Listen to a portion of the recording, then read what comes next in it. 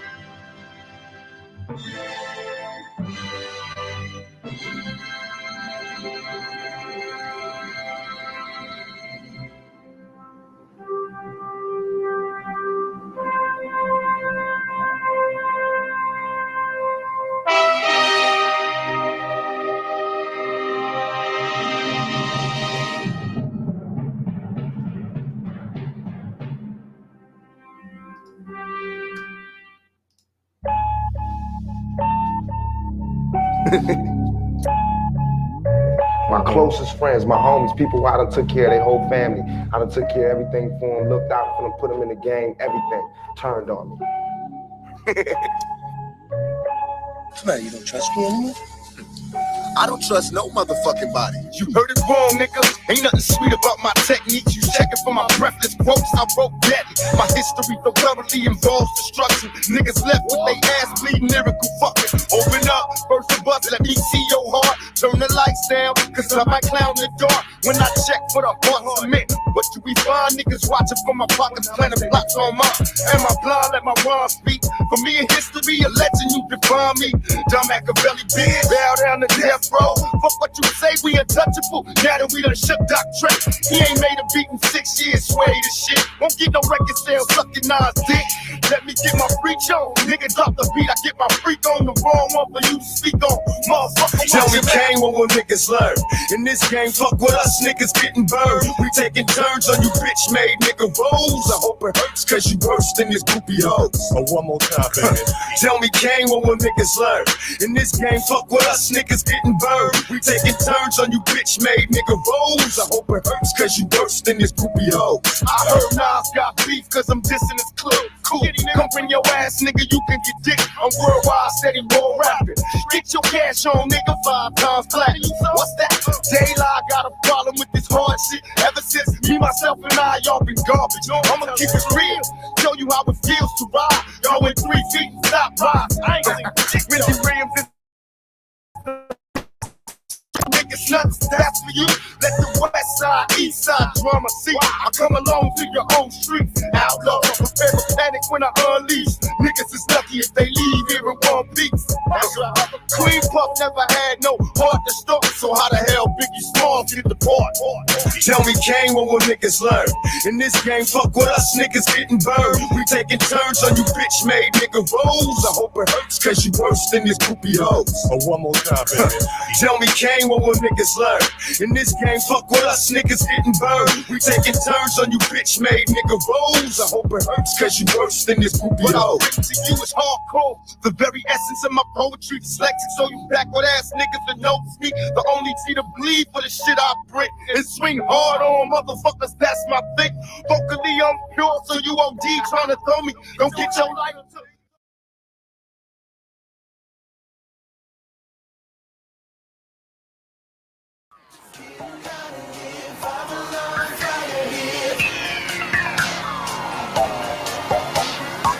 It's only blocking me, they keep coming Say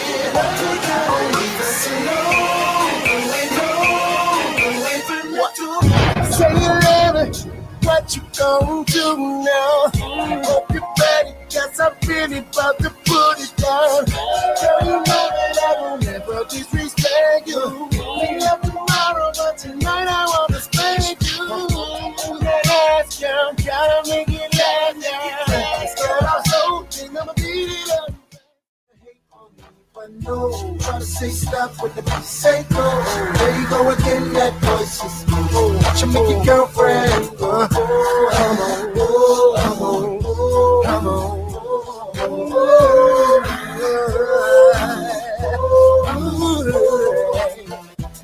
You've been waiting patiently, wondering when and where I be.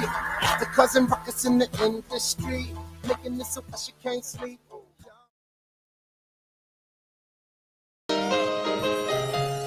I'm just trying. Shit, man. I'm just trying. I'm just trying. Shit. You feel me? Man, I'm just trying. I ain't trying to beef with nobody. I don't want nobody beefing with me. Leave me alone.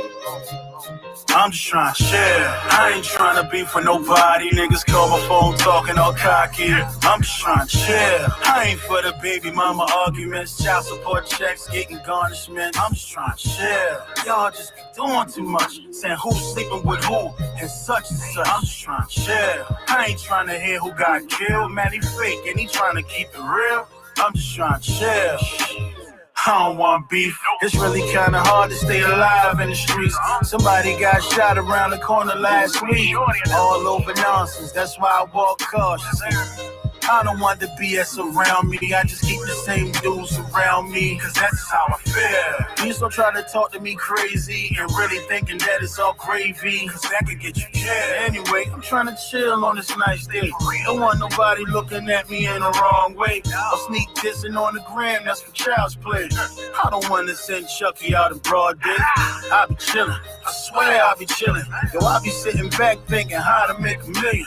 All them old negative vibes, you better kill it. You worry about another man pockets, better kill it. I'm just trying to share. I ain't trying to beef with nobody. Niggas call my phone talking all cocky. I'm just trying to share. I ain't for the baby mama arguments, child support checks, getting garnishment. I'm just trying to share. Y'all just be doing too much, saying who's sleeping with who and such and such. I'm just trying to share. I ain't trying to hear who got killed. Man, he fake and he trying to keep it real. I'm just trying to share. Hey, yo, bitch, you heard what happened down the shorty house? He ain't got nothing to do with me, homie, I'm out. Whatever goes on, that's between them and them. Cause I ain't getting no money, worry about him and him.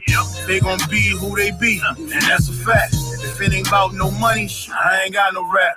This whole internet beef, ain't got no time for that. I'm just trying to get a little money and make it stack.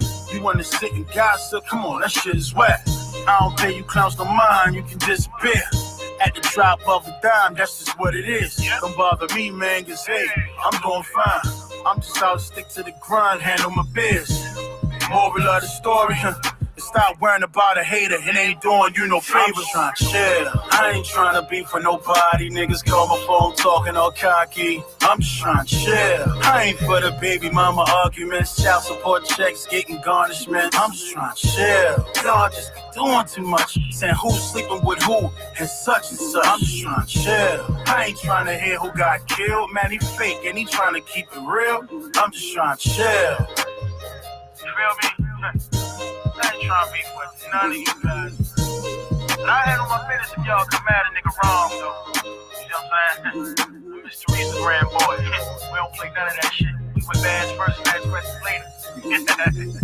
But anyway, man, I'm trying to chill out, man. I don't want no beef with nobody. You feel me? That's what we do.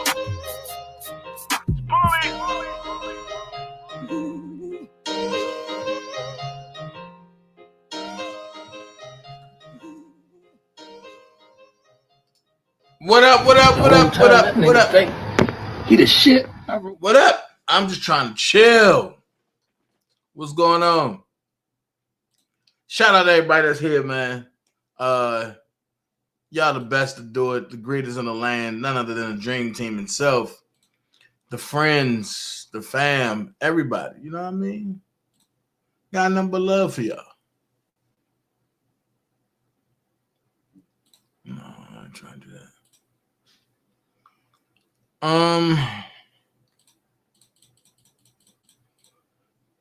I'm not understanding this. Like, what are they doing? They taking their time slow rolling me out. I don't like that. Don't slow roll me out. Okay, shout out to everybody that's here. I'll take care of this later. Do I got any archive stories? Jesus. I didn't know I had all this. Ooh.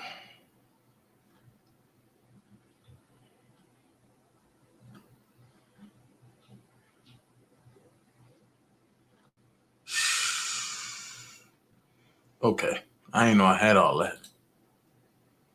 I'll go back to it. So, shout out to everybody that's here, man. I got some things to talk about. Ooh.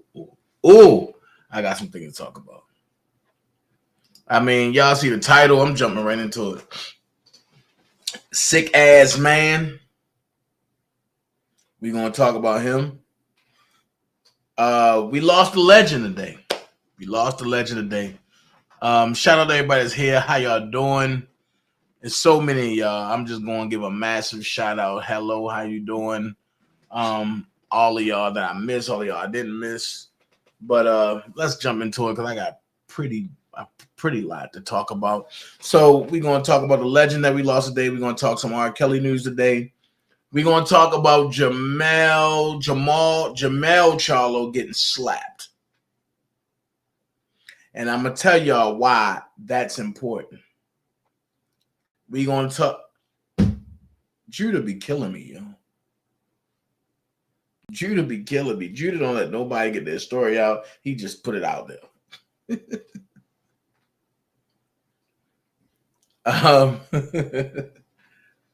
We're going to talk about why that's important for people to understand of what happened with the Jamal and Jamel Charlo situation, of why that's important and why I'm talking about it. We also got some more stuff to talk about. We got a lot more to talk about. We're going to talk about family problems and everything. But first, let's get to what's going on. How y'all day been so far? If y'all day been good so far, just say, hell yeah. Y'all know how we do it over here. Everything is interactive over here. Everything is about having fun. Everything is about, going off of each other's energy, as people would say. Everything is about, just being who you are. Just being who you are. And I'm going to talk about some things. First thing I'm going to talk about is the living legend that we lost today. Sad. For y'all that don't know, Paul Reubens has transcended on. If y'all don't know who Paul Reubens is, Peewee Herman. I'm going to give y'all a little bit. Check this out. Breaking news this hour in the entertainment world. Actor and comedian Paul Reubens has died. Reubens shot to fame in the late 1980s and early 90s with his character Peewee Herman, leading to multiple movies and a TV show. Let's bring in entertainment journalist Brian Balthazar now to talk about this. Brian, a post on the official Peewee Herman Facebook page actually revealed that Paul Reubens has been privately battling with cancer for years before he died just last night. There was also a quote that was posted attributed to Paul Reubens himself. It says, "Please accept my apology for not going public with what I've been facing for the last 6 years. I have always felt a huge amount of love and respect from my friends, fans, and supporters. I have loved you all so much and enjoyed making art for you." So can you talk about the cultural impact of Peewee Herman in the 90s and 80s? Right, sure. So in the beginning, he started out as an actor in The Groundlings, which so many famous actors we know of started out as an improv comedian. And he really launched this character, Pee-wee Herman, from a very early age, starting there with a stage show that ran for months, which then led to a TV show, Pee-wee's Playhouse. And then that springboarded into movies like Pee-wee's Big Adventure, Big Top Pee-wee. And during that time, he was such a part of the cultural zeitgeist. And in fact, he really didn't give any interviews as himself. He only gave interviews and did appearances as Pee-wee. So we're talking decades where people only saw Paul Reubens as this character and really didn't know the man behind this suit and bow tie. And Brian, when we talk about the man behind the suit and the bow tie, we also have to talk about some of the controversies that surrounded him, his run-ins with the law. What can you tell us about that? Yeah, so this is what really complicates the legacy of Paul Reubens. Really, in 1991, he was arrested in Sarasota, Florida, for exposing himself in an adult theater. Pardon me, and that really caused him to stop everything. His career was really railroaded for the better part of 9 years. Obviously, the irony of being a child character combined with this unfortunate behavior in an adult theater was a mix that just was not going to work for him and this character. He did then have a comeback, but it was in 2002 at the age of 50 that then he was arrested for misdemeanor possession of obscene material that included material of those of a minor. And so that charge was later dropped to a lesser charge, but he would basically be haunted by these two particular arrests for the better part of his life. And I think that's also partly why his relationship with the public has been a quiet one, because it's been very complicated from the start, really. So, Brian, given all that, right, his success and his controversy, what will be his legacy? Well, it's a complicated one. I think first you're going to talk about a man that really made a lot of people laugh, brought a lot of people joy. But unfortunately, you can't talk about the person and their life without talking about these rather complicated incidents within it. So I think really it's how everyone chooses to view a person's life. And for many people, it will be one of joy and laughter. And others, it will be one that was also riddled with some unfortunate behavior that complicated the legacy as a whole, truthfully. All right, Brian Baltazar helping us remember Pee-wee Herman. Thank you very much. Thanks for watching our YouTube channel. Follow today's top stories and breaking news by downloading the NBC News app. So Pee-wee, pretty much, Pee-wee was that guy. And as you listen to it, but they said his career got railroaded, right?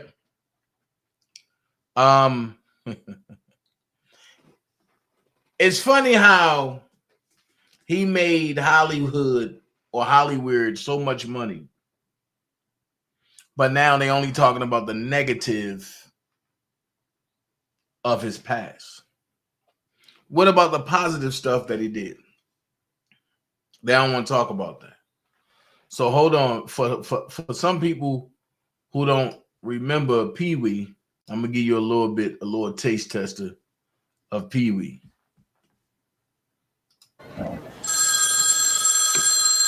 Like Grandma. Hello, Daddy. It's me, Pee-wee. Where are you calling from? Texas. Where? Honest. Listen, I'll prove it. The stars at night are big and bright. Deep in the heart of Texas. Wait. I'm gonna play that again because that joke was funny. Check it out. Like Grandma. Hello, Daddy. It's me, Pee-wee. Where are you calling from? Texas. Where? Honest. Listen, I'll prove it. The stars at night are big and bright.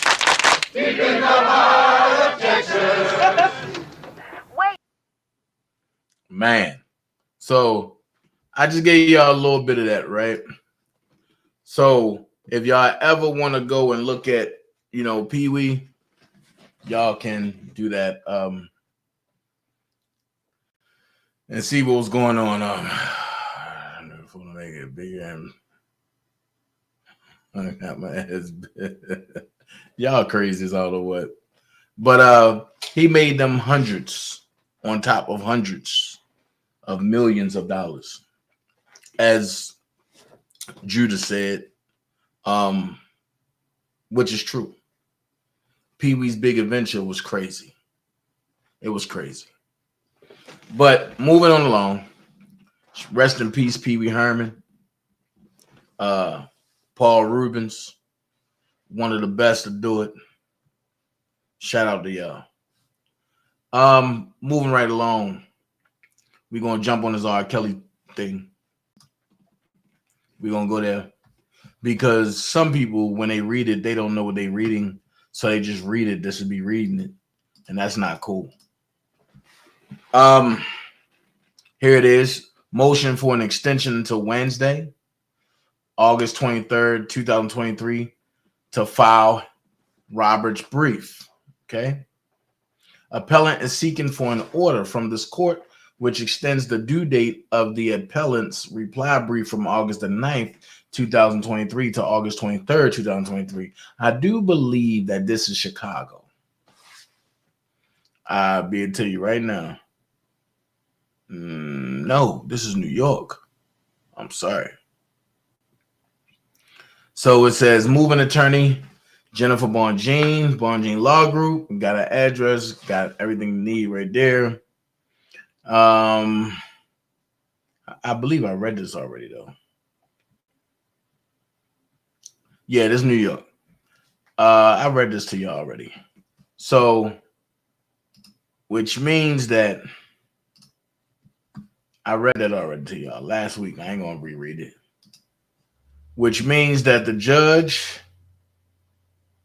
has approved her brief. And it says appellant moves to leave to file an oversized reply brief of not more than 12,500 words. And for an extension of time to August the 23rd, 2023 to file the reply brief. The motions are unopposed. It is hereby ordered that the motion to file an oversized reply brief, is granted. The motion for an extension of time is granted in part. Appellant's reply brief is due by August 16th, 2023. So what they did was they shortened her request time by 5 days. No? By 7 days. I'm sorry. They shortened her request time by 7 days. And this is the appeal court. So please, nobody contact Jennifer Bonjean. Let her get in the lab and do what she got to do and break this down like only Jennifer Bonjean can. Please, nobody call Jennifer Bonjean. Let her do what she have to do. All right? So we about to keep it moving. We're going to keep this train moving because we got some things to talk about that's going to be interesting. And technically, y'all can call in. So we're now moving along from Rkelly, and we're going to Jamel Charlo. I don't know if people know who that is. I don't know if people follow Jamel, but Jamel is one of the big mouths on a boxing scene. He swear he knows it all. But to give you a breakdown, Jamel Charlo has found himself in a legal battle with his ex-wife. And in this legal battle, as a man, he did some things recently, as recent as this past weekend, that as a man, I don't stand for. I couldn't stand for. And it gave me my reason of why I can't stand neither one of the Charlo brothers. I can't stand none of the Charlo brothers. I'm going to keep it a buck. Texas, you took a major L this weekend, all the way around the board. So let's get into this Charlo situation. Jermall Charlo is a well-known professional boxer who has held the WBC middleweight title since 2019. He has a professional record of 32 wins and no losses, with 22 of those wins coming by way of knockout. Not to be confused with his twin brother Jermell. So despite Jermall's success in the ring, it is clear that his personal life has not been without its challenges. Jermall and his now ex-wife Chantel Charlo, a fashion enthusiast and beauty product entrepreneur, had a love story that began during their high school days at Leaf Hastings High School in Houston. Chantel has revealed that Jermall came into her life at a time when she was going through a tough period and needed help. She has described him as her savior. The couple got married in April 2015 and went on to have 5 children together. Their 2 sons were born before marriage. In 2016 and 2018, they welcomed 2 more sons nicknamed Chunky and Juju. And in 2019, the couple gave birth to daughter Journey. However, their happy family life took a turn for the worse when news broke out that the couple was in the midst of a custody battle over their 5 children.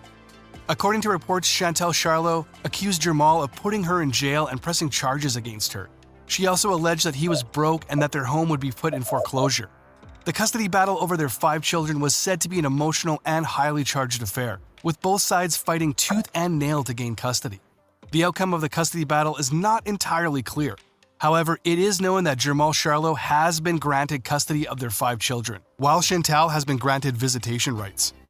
It is a sad turn of events for a couple who once had such a promising love story.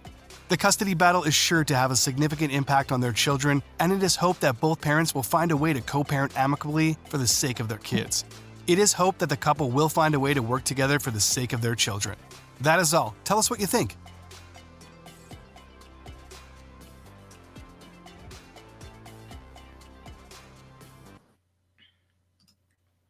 Well, I tell you what I think. I think both of them need counseling, because that's just the installment piece. What y'all about to see now, leading up to what's going on, is some crazy stuff. So Charlo was, I guess he beat on his wife and she beat on him, he beat on her. So he took that aggression and brought it to a guy by the name of Caleb Plant. Caleb Plant is one of the, how can I explain him? He looks white. He is white or Caucasian. But Caleb Plant is clearly, he has some brother up in him. So Friday, Jermall Charlo just kept trying to play with Caleb. And he kept poking him in his head and talking crazy. And this was the outcome to that. This was the outcome.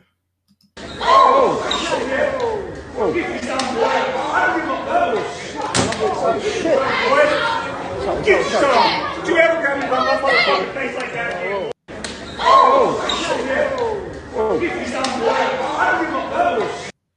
Here's my thing, Mr. Billy Bad Tail, Jermall Charlo. Why didn't you swing back? You start walking behind all your entourage. Get some. Did you ever grab me by my motherfucking face like that?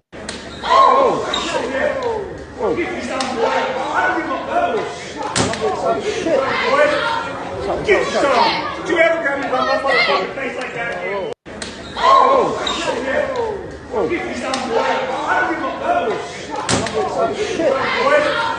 Get some. Did you ever grab me by my motherfucking?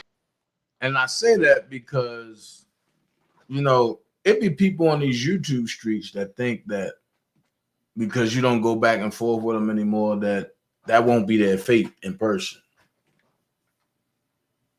I'm just saying, man, you can't play with everybody that just go quiet that just stops and go quiet. Those are the people you can't play with. But leading out to that, his wife, Jermall Charlo's wife, put this out there. is. Think straight. Like, for all his fucking fans, the nigga's never fighting again. This house is gonna get fucking bankruptcy, whatever the fuck. They gonna foreclose this bitch because he can't even afford to fucking pay for it. Because that's how stupid he is. Think straight. Like, for all his fucking fans, the nigga's never fighting again. This house is gonna get fucking bankruptcy, whatever the fuck. They gonna foreclose this bitch because he can't even afford to fucking pay for it. Because that's how stupid he is. Think straight. Like, for all his fucking fans, the nigga's never fighting again. This house is gonna get fucking... Now pay attention. Chantel Nicole Charlo, mugshot, Fort Bend County, Texas, 8/18/2022. And this is how Jamal Charlo was able to get custody. Because I guess they got to fighting, and because he's physically bigger than her. But when the police got there, she was the aggressor, right? So the charges description: assault, causes bodily harm with injury. Jurisdiction, bond details, bond amount $750. So she got a bond amount of $750 for causing bodily injury and assault charges to him. Okay? So watch this. Because I'm painting the story. Now watch this. This right here, Jamel goes to drop his kids off after threatening his wife for over 2 weeks. So this was the outcome. And he got his brother filming it. Pay attention.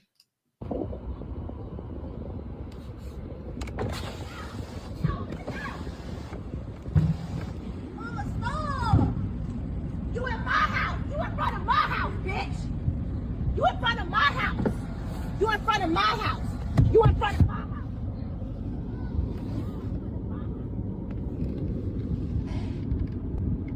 Front the kid. Shit's crazy.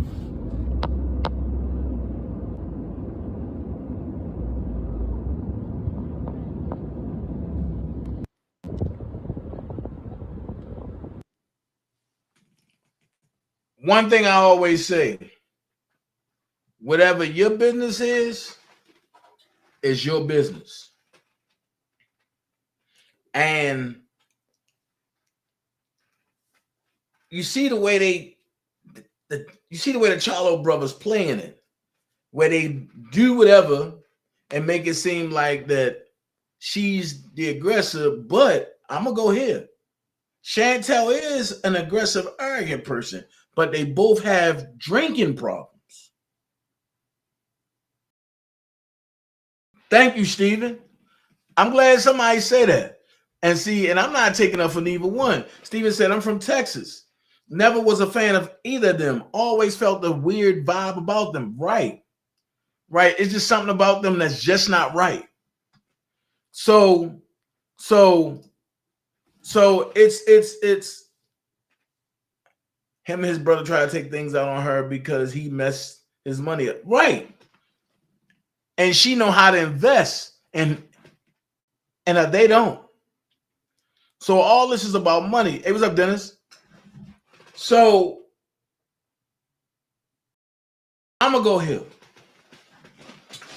I don't care how much me or any of my kids' moms beef. That's me and them, right?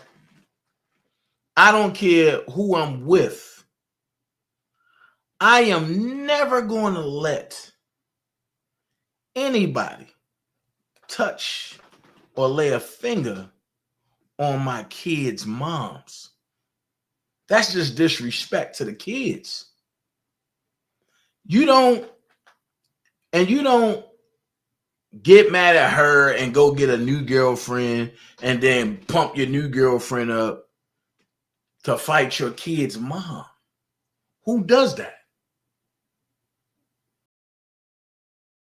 After you just got slapped by Caleb Plant and Don't take my word for it. Watch this. And this was all out at LA Live. Watch this. Don't take my word for it. Watch this.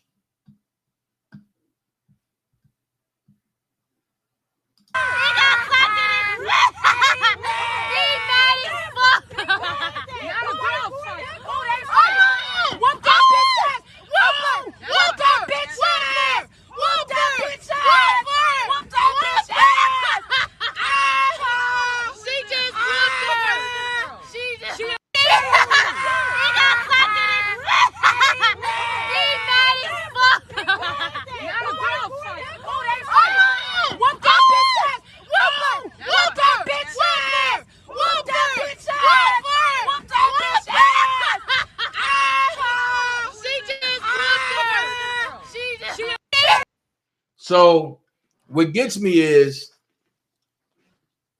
Jamel just got slapped by Caleb Plant right here, right? And he's mad, and they dragging him to the bus to try to calm him down. Now, mind you, Caleb Plant stood there, and the security was pushing him out. Jamel, he could have did something then. He did nothing.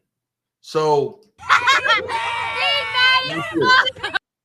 at the same time that Jamel is being carried to the sprinter, he set it up where his brother can have his new girlfriend go around there and fight his ex-wife. Check it out. Now look. Hold on. You see the bodyguard right here not doing nothing, and you see Jamal right here filming. Right?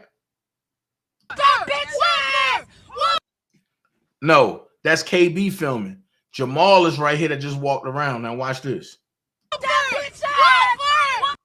You don't see Jamal doing anything. Now here's the crazy part. This is all Team Spence, because here go Yellow Beezy right here. Here's Yellow Beezy right here. Now, that's supposed to be your homeboy ex-wife.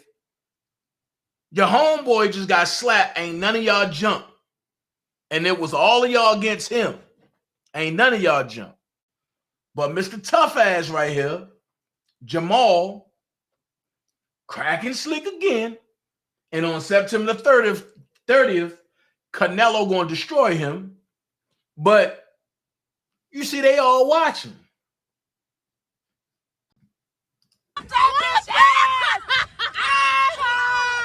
You see, they all watching. You see, they all watching. So with that being said, is Dark Jane right here. Everybody. I'm trying to figure out.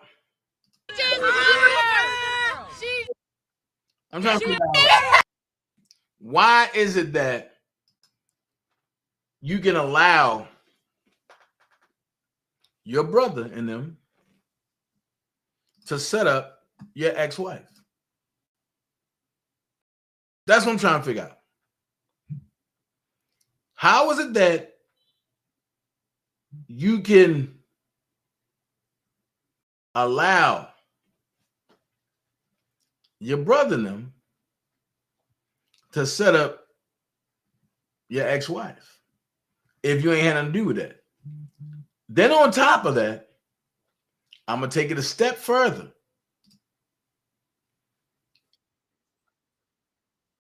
I'm going to take it a step further.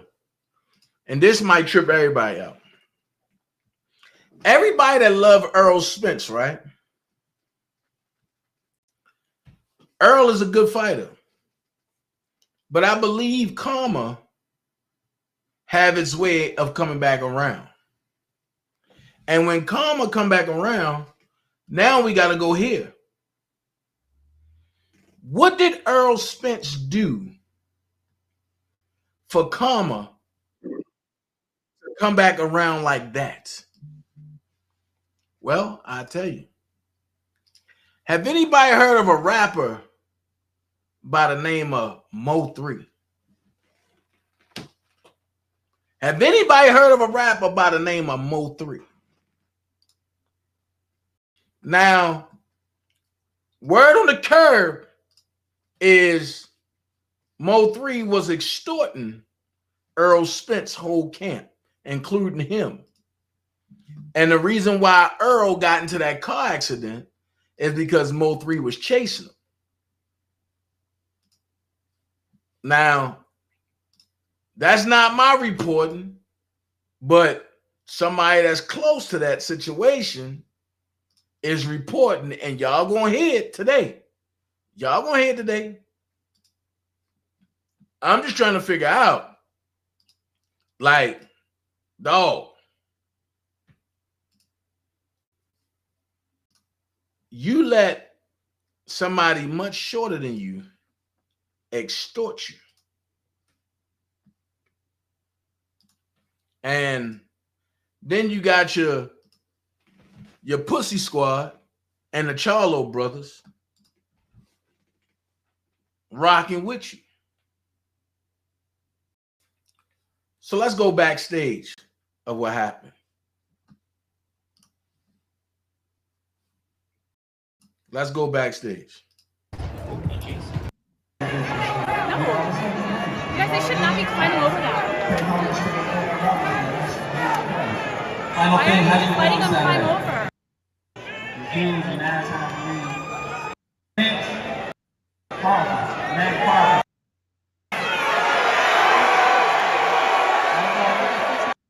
Now you see Yellow Beezy and all them up there putting up gang signs, right? And you see Beezy and them putting up the forks and all that. You see that, right? Watch this.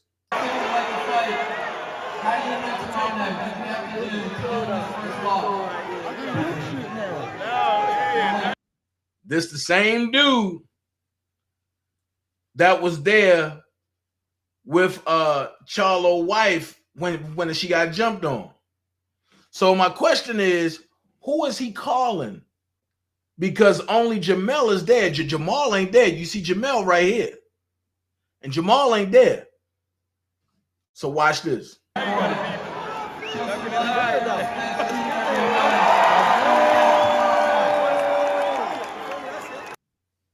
Look. And you only see one, right? You see his wife right here.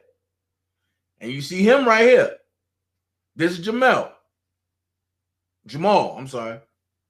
No, Jamal. I be getting them niggas mixed up. And you see his wife that's right here. And watch this.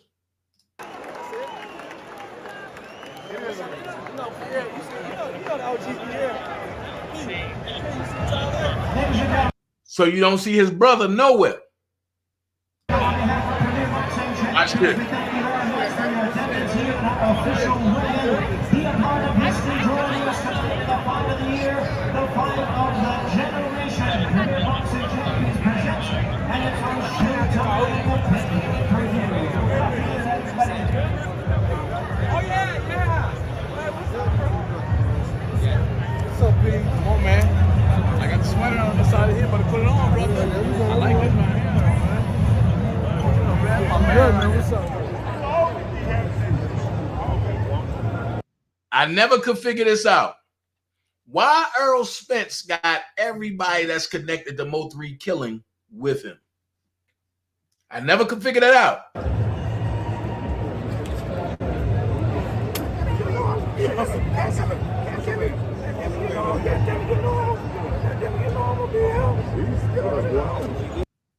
There's Yellow Beezy right here.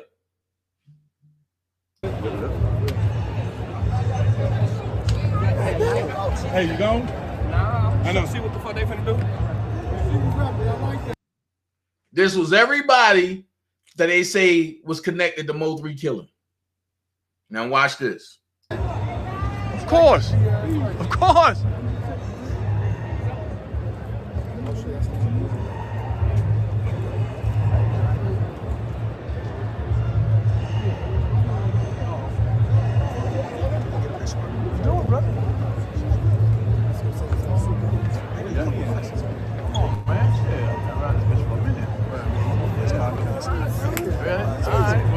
right there, brother. It's all good.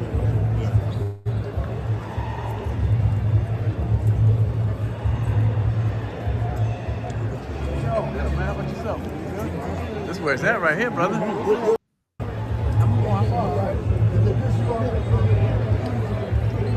You see everybody there.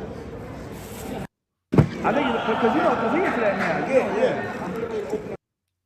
I think because he into that now. Yeah.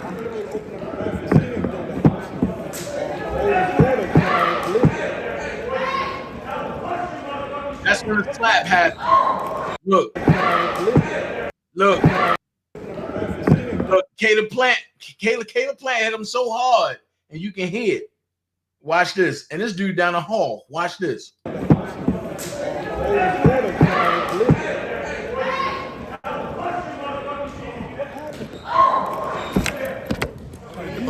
want to fight me? Just watch out.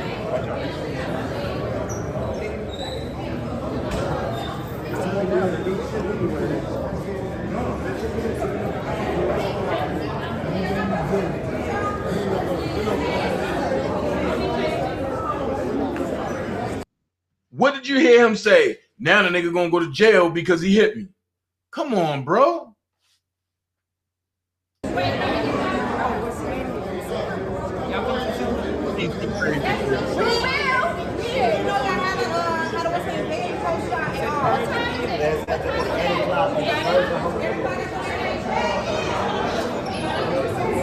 Let's get it. What? Yeah, man. I caught a little bit of it.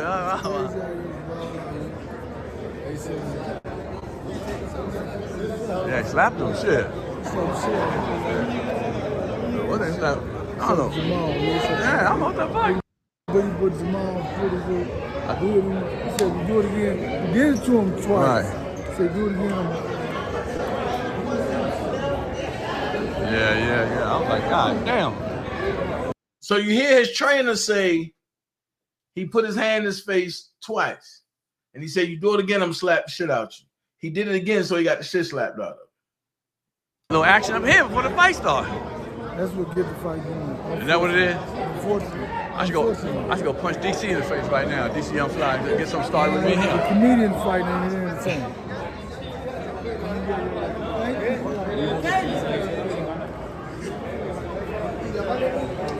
Baltimore in the house. This is Hasim Rockman right here, former heavyweight champion.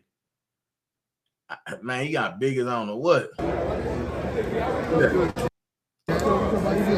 Thank you. I got it. Man, I fucked around.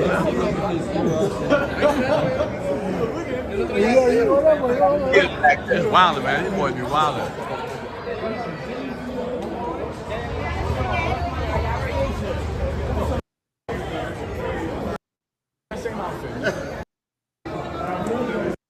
Okay, what the fight before the fight? So I showed y'all the lead up to this right here. The lead up to this right here.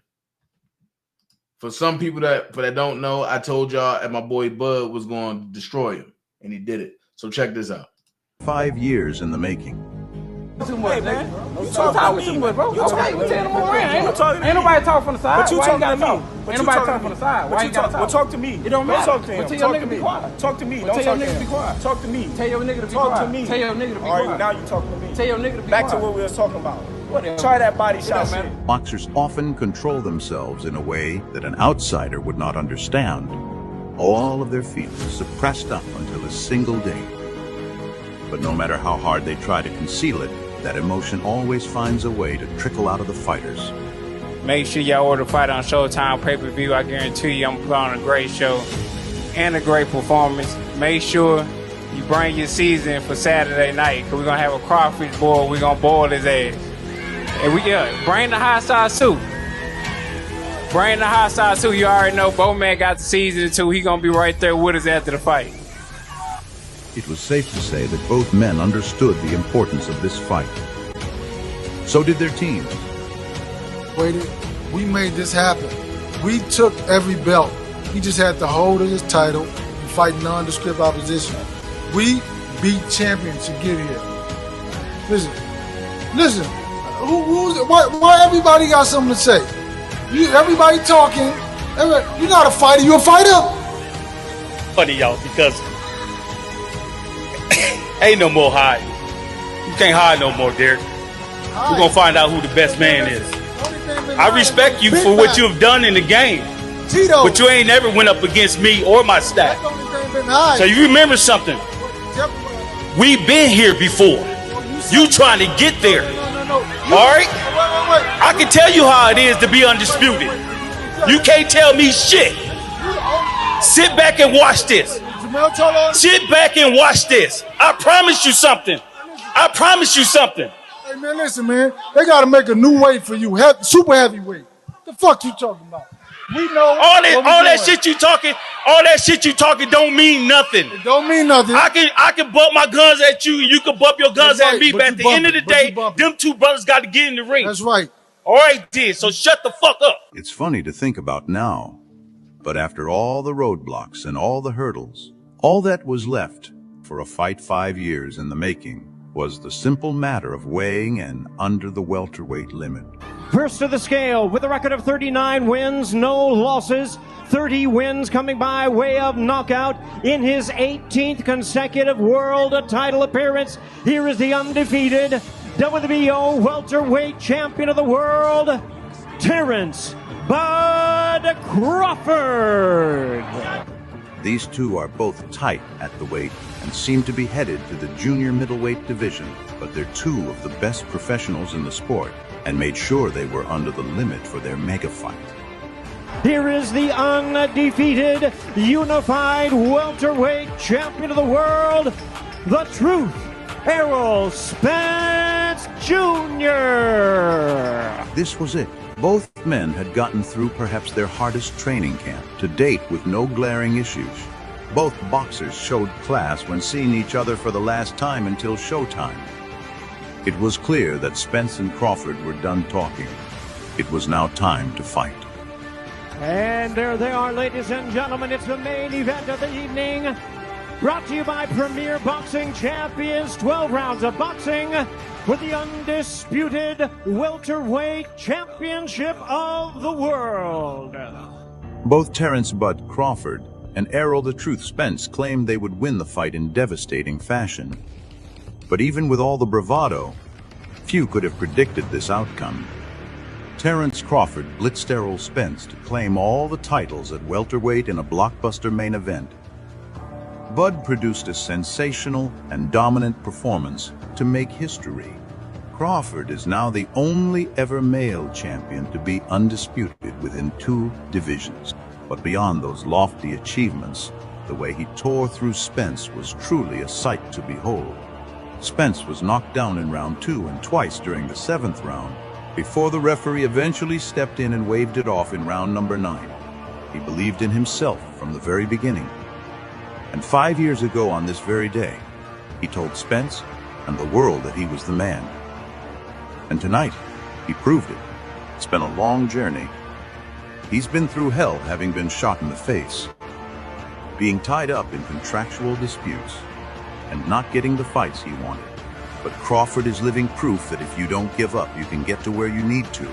And the pursuit of bettering oneself and realizing the greatness within is what boxing is all about.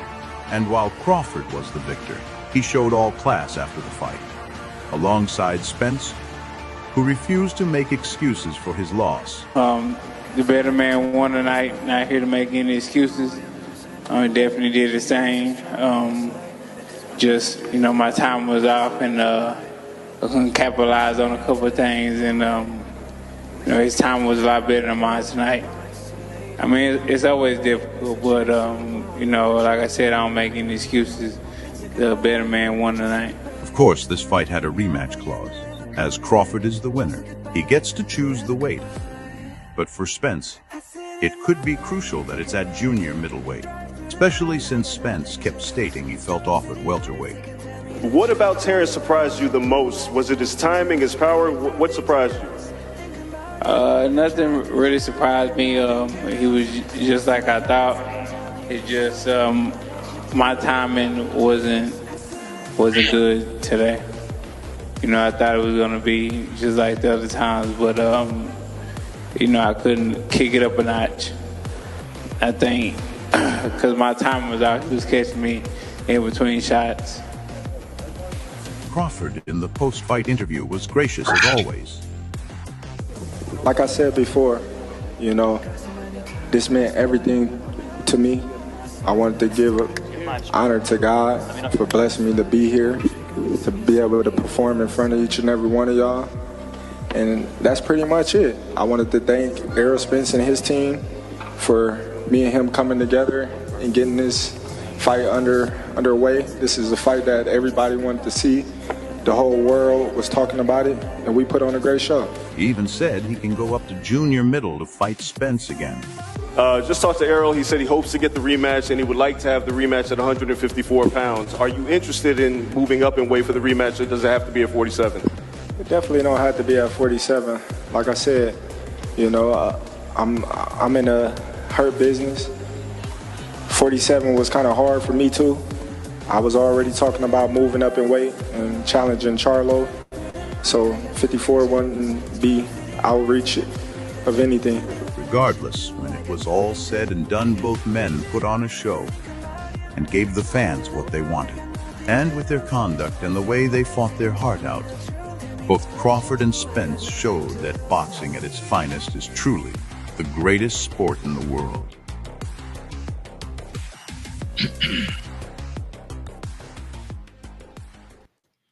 All right. Now check this out.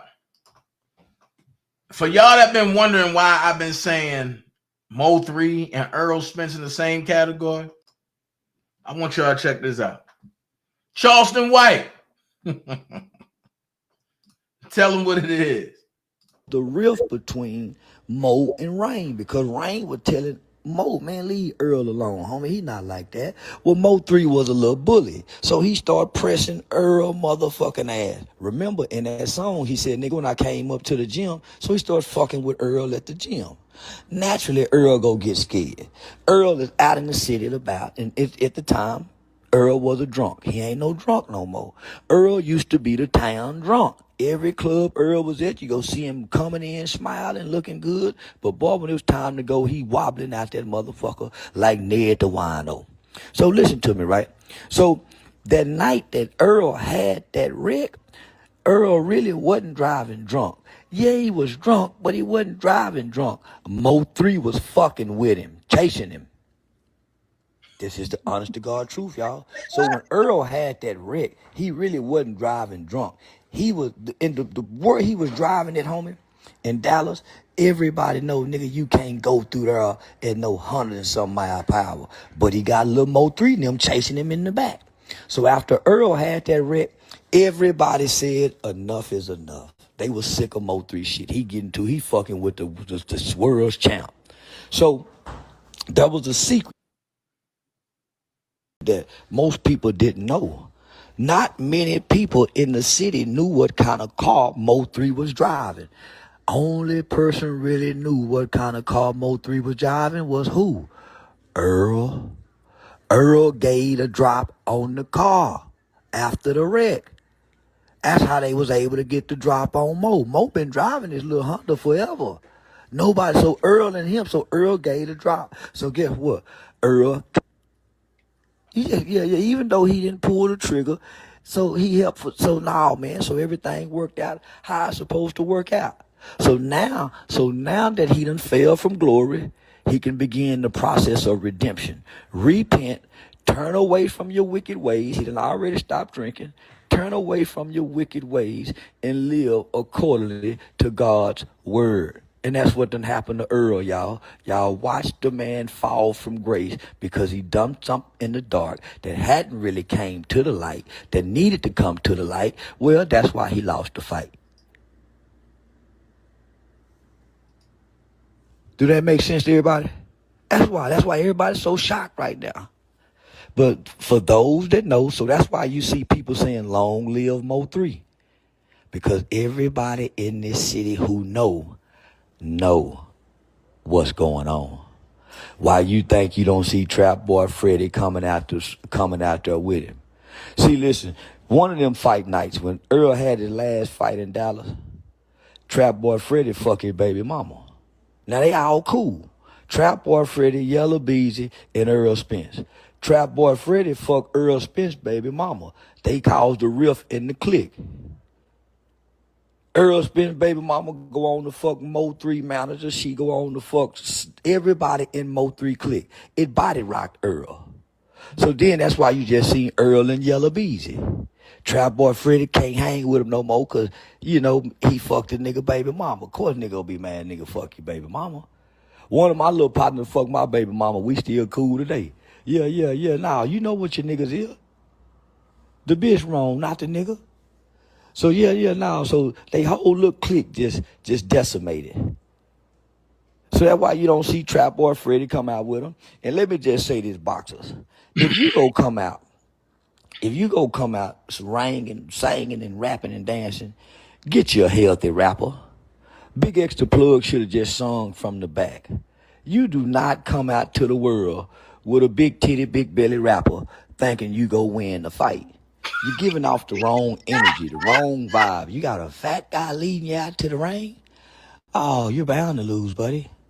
So next time, have Big X Plug rap from the sits in the stands, in the seating area, ringside. Don't let him walk you out to the ring and he out of shape and unhealthy, just as big as he can be. No, I knew when Crawford came out and had that slim white man next to him, looking healthy in his old age, and this boy got this young, big, fat boy looking like he got diabetes, ain't gonna make it past 50 with that weight. How he supposed to win that fight? It ain't nothing, man. No. So that's all I'm saying, boys and girls. In Texas, we looked at bad last night, Texas. We got a big old fat nigga had his titties out. And them white folks sitting up there looking, man, all them Conor McGregor white boys. And yeah, what's that white boy slapped that nigga in the back? Caleb.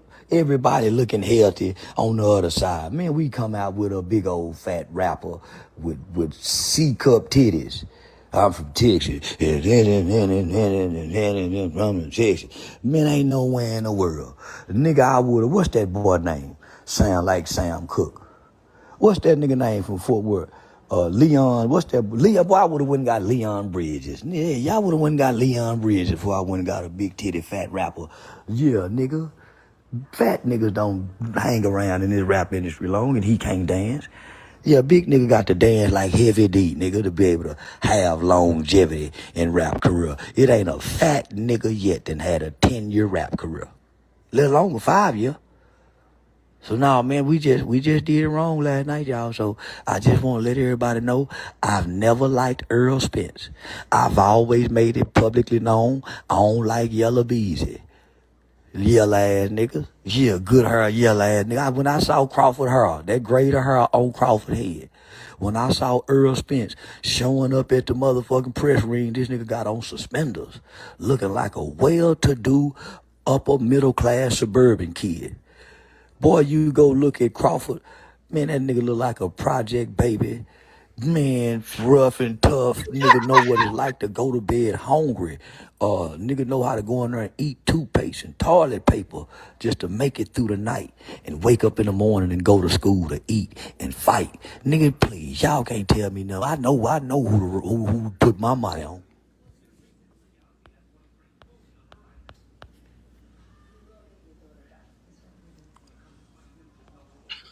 Oak Cliff America, you're lying motherfucker. Oak Cliff ain't shit. So from the fight, and like I say, it was a great fight. I told y'all Bud was going to do it in 9. Bud didn't win in 9. Everything I said came to light, as I always say. But what I don't like is what happened to Earl. Earl might not never be able to box again. Y'all think I'm lying? Check this out. Hey, gentlemen, thank you for having me on. I just wanted to kind of share, from this perspective, I've performed neurological exams on quite a few patients over my years. And when you're looking for somebody who's either had head trauma or maybe has had a stroke, even people with dementia, which is another form of neurological damage. There's certain things that you look for. And my wife, when she saw Errol Spence enter the ring, she asked me, she's like, he looks like he's on marijuana. And I told her, I said, he has residual neurological damage from his car accident. That people have commented on this, but people, if you don't have the experience doing this, you're not going to pick up on it. So one of the things when you're doing a neurological exam on somebody, you look at, there's like a glassy look to a person's eyes when they have either a concussion or they have advanced stages of dementia. And if you compare video of Errol Spence before his accident, just do a little assessment on the eye exam of what I'm telling you. It is apparent. I mean, it is honestly, it is embarrassing how obvious it is that he's significantly compromised. So what I would say to this is just think back to what they did to Muhammad Ali when they let him fight with Parkinson's. People will let somebody get into the ring even though there is obvious issues with their ability to perform in a boxing match. So further evidence of this is listen to his speech patterns, start comparing his speech patterns before his accident to after. There is a distinct difference in his enunciation. I know part of that is because he has dentures, but even just listen to how he is formulating his words, his thought process. He's much, much slower. Now, another component to a sign of advanced neurological damage is a loss of balance. That's why as people age, primary cause of injury for older people is falls. And that's because as the nervous system degrades, the communication to the musculoskeletal system is also compromised. So a lot of the signs that people associate with aging as people get into the 30s in boxing or even sports, it's the first thing to go is your neurological system. So when people talk about timing, and if you kind of listen to what even Spence was saying, Spence doesn't even know what he's saying. He's just commenting that. He's like, oh, my timing was off, my timing was off. That is because his brain is not the same. Now, of course, you can add on to that alcohol abuse, sure. Dropping weight, water dehydration, of course. But he should have never been allowed to get into the boxing match. All you have to do is look at Ugas's fight. You can see a difference in the way he moves. Now, unfortunately, from the neck down, because he's a physical specimen, he looks amazing. But from the neck up, he is not the same person. So when you look at how badly he was beaten, I can't recall another fight where Crawford looked that good. That's not an accident. When you look at Errol Spence and how he couldn't defend himself, even the first knockdown was a blow where? It was a blow to his lower chin and to his neck. You throw somebody off their core stability, and they can't recover. He looked very clumsy last night. But once again, this is just something I don't think people want to admit because people are emotionally invested in the fight, emotionally invested in boxing. This, to me, honestly, it's very sad. It should have never been allowed to happen. But that's the history of boxing. Well, let me ask you this. First of all, have you called in before into this show? It's been a few years, gentlemen. Yes. I think you called. Weren't you an expert? I thought you were an expert on roids. I think that was you who'd called in. Correct. Yeah. Okay. There. You guys used to call me Dr. 805. Yeah, that's me. Yeah, Dr. 805. But wait a minute. So you're did you say you were a neurologist as well? Is that your area of expertise as well, or? So my specialty is gerontology. So I have specialized in medicine and taking care of elderly people and also people going through the aging process. So I've taken care of many people with dementia, many people with neurological issues like ALS, multiple sclerosis, taking care of people with strokes. So because of that, over my career, I've done a lot of neurological exams. And it was so obvious to me. I'm talking within seconds. Even my wife, who's in the medical field, she picked up on it. She's like, what's wrong with him? I said, he has neurological damage. I said, my God, he should not even be in this fight. And what happens is when you dehydrate, which people are aware, you're depleting water. That's ultimately what you're doing. Because since the body is 70 to 75% water, so is the composition of muscle tissue. Now, the way people make weight, and for some people listening, I'm sure they know this already, But the goal is to try and pull as much water out of the muscle tissue. That is the only place you can really make a significant difference in weight. That's why you can drop 15 to 20 pounds in a week. But how that is accomplished is primarily by depleting the glycogen, which binds water to it. So glycogen holds water in a 1-to-3 ratio. So 1 gram of glycogen holds 3 grams of water to it. When you pull the glycogen out, water leaves the muscle tissue.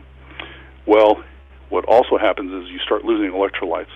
So evidence of this is anybody's ever watched a marathon race and they've seen a runner cramp up and have to leave the race. What has happened is that they've burned through the glycogen, which is stored glucose. And then once that's burned up, the water has to displace the water out of the muscle tissue. It just moves automatically. When that happens, the last thing to occur is a movement of electrolytes. So your sodium, your potassium, your magnesium. Now this gets complicated. It has to do with water balance and electrolyte functions in the body. So that's it. The body has to do this. If it doesn't, the body will die. So when you're cutting weight on somebody, especially with somebody with neurological damage, the consequences are even worse because in the rehydration process, one of the last places to rehydrate is the brain.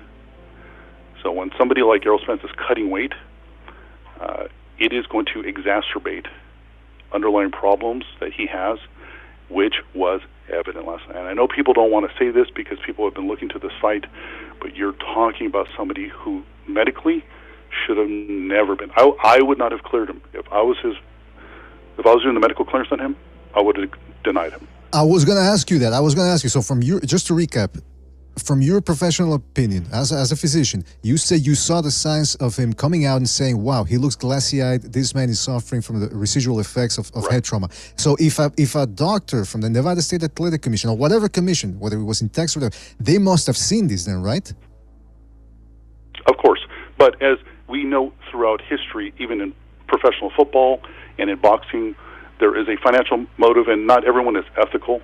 So they will find a doctor who is ethically fluid and will sign off on this. Fluid.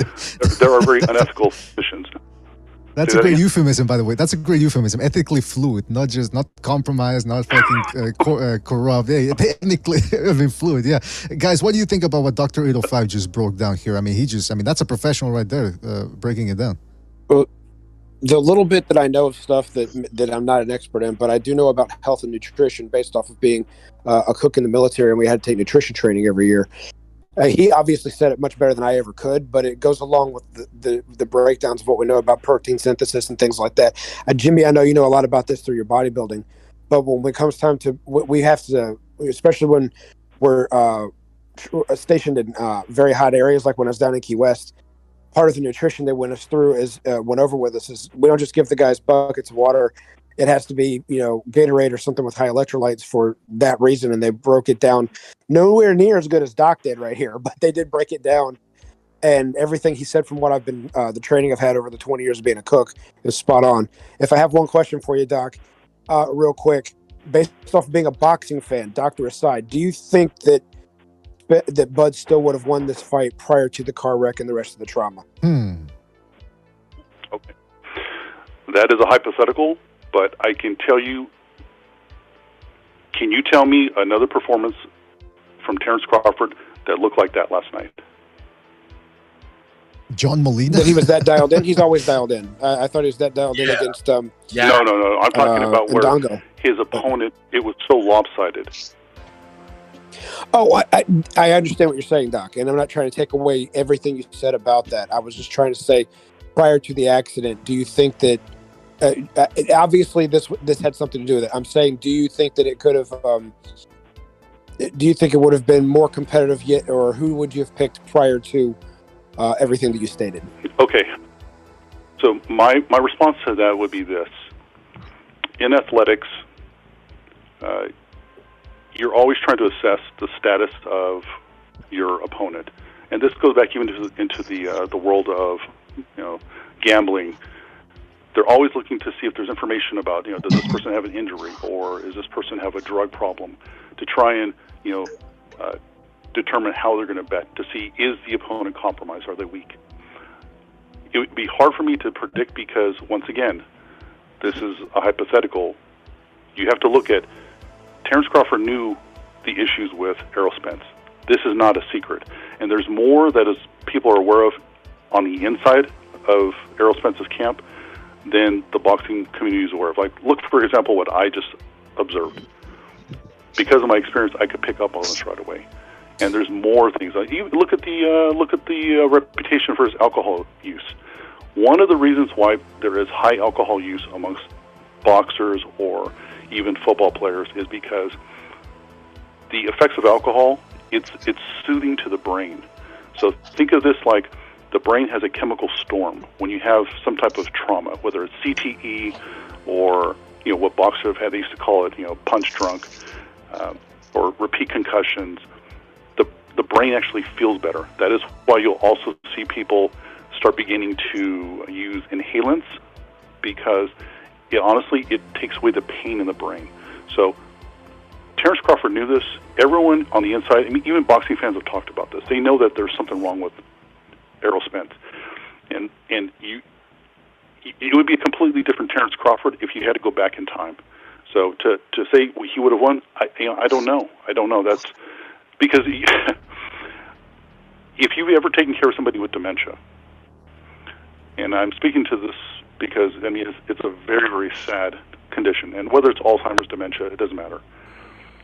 The person becomes so vulnerable on such a deep level. And when I saw Errol Spence, I said, this person can't defend himself fully. He doesn't have all of his resources there to protect himself. And one of the resources that I'm talking about is his judgment. He should have stopped himself. But there's reasons why, just like Muhammad Ali. Muhammad Ali should have never allowed himself to get in the ring to fight Larry Holmes, but he did. So to say that would Terrence Crawford have won back then, I don't know. I couldn't tell you that. I don't know. Well, let me say this, man, because everything you're breaking down, Dr. 805, and this is your professional opinion. Some people are saying, well, you guys are making excuses. Well, first of all, here on the panel, we all picked Crawford to beat Spence, so there's no such thing as excuses. The big reason why we picked Crawford, and I keep saying it, is because of the outside the ring factors. I mean, the man was in a major car accident, and it's a miracle that he didn't suffer more than some shaved skin and some teeth. But then you're saying that what we didn't see was what was going on in the brain. Now, let me ask you this too, doctor, because he was away for 16 months. Had he been away or something around that time, had he been out of the ring for that amount of time without the drinking, the boozing, the weed, whatever else he was doing, would that have actually helped him maybe reverse some of the effects that you're talking about? It's conjecture on my part, but I believe that the reason he was out of the ring for so long is because of the damage. He couldn't do it. His team was protecting him, trying to stall, hoping he would come back enough. Go ahead.